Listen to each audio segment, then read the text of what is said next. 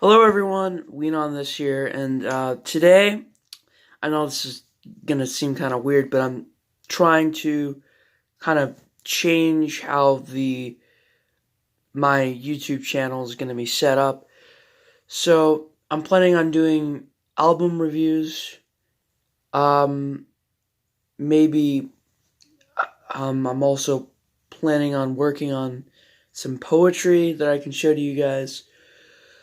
Um, I really want to get this channel going and demonstrate, how I'm going to work with this channel. But today, I wanted to do my first album review. And this album, I don't have it with me or anything, and I can't really show a picture, but I can tell you it's 1975's Horses by Patti Smith. This album is probably one of the most influential albums of all time. I mean, every let's see here, every track, holds up. But okay, the thing of it's and background. Patti Smith was a influential, kind of proto punk singer in the 70s. She was unique because she was a woman doing all this before, she was doing this before the Ramones came out. This was 1975. It was before the Ramones came out with their debut album. This was before the Sex Pistols. This was before everyone. This was, it wasn't before people like the Stooges, but it was when it comes to the CBGB scene, in New York City. This was the first major CBGB era, kind of new. This is the first New York punk.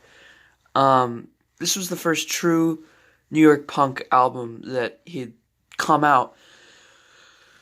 But it was very different from basically anything else that would come before it or even after it. I think it's the album. It was,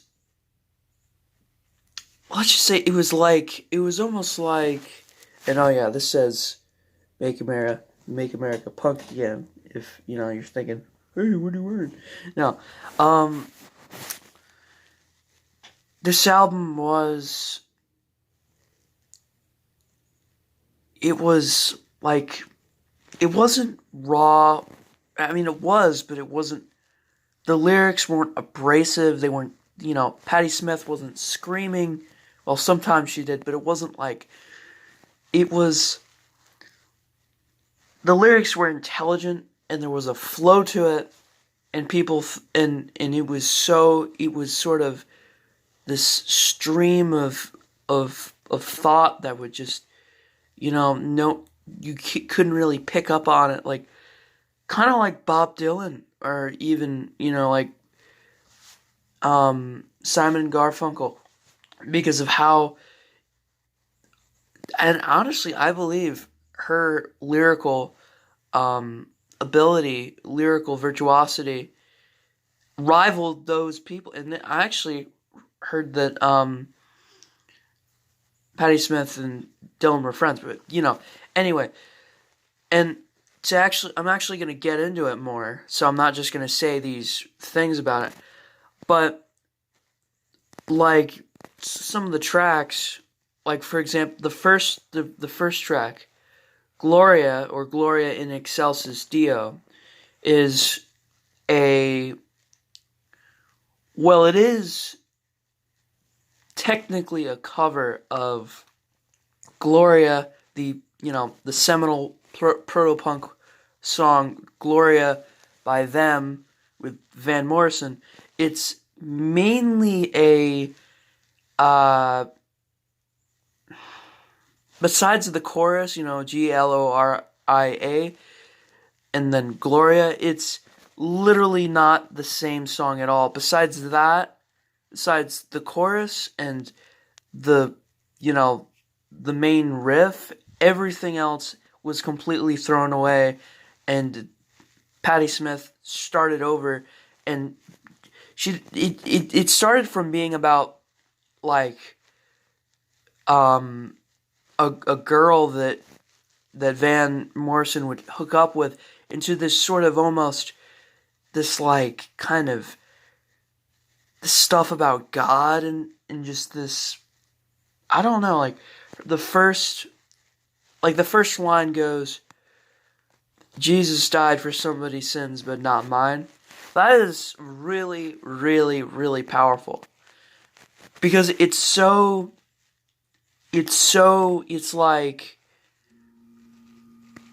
it's such a statement that just sums up the entire album and just says, you know, like, I don't fucking care, you know? Like, I'm gonna do what I want. And she would,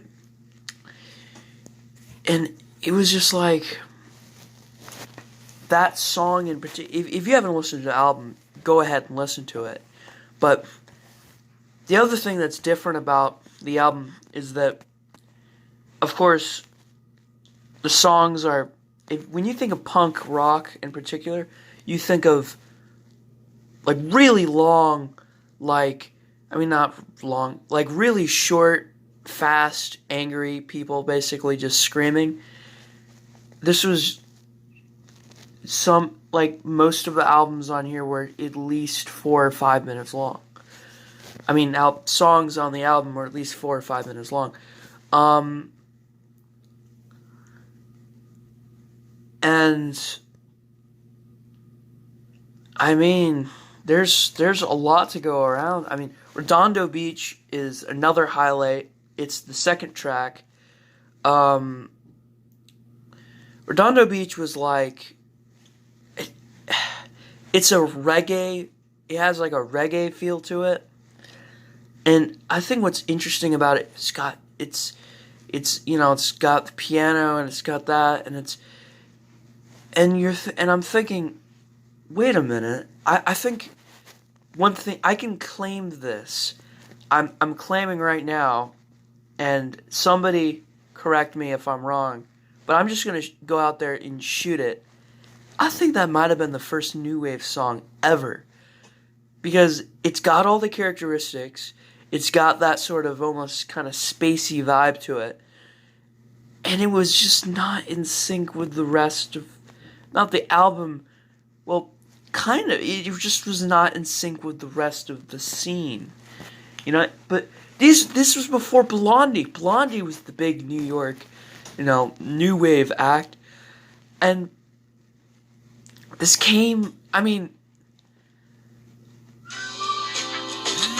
okay, give me a second.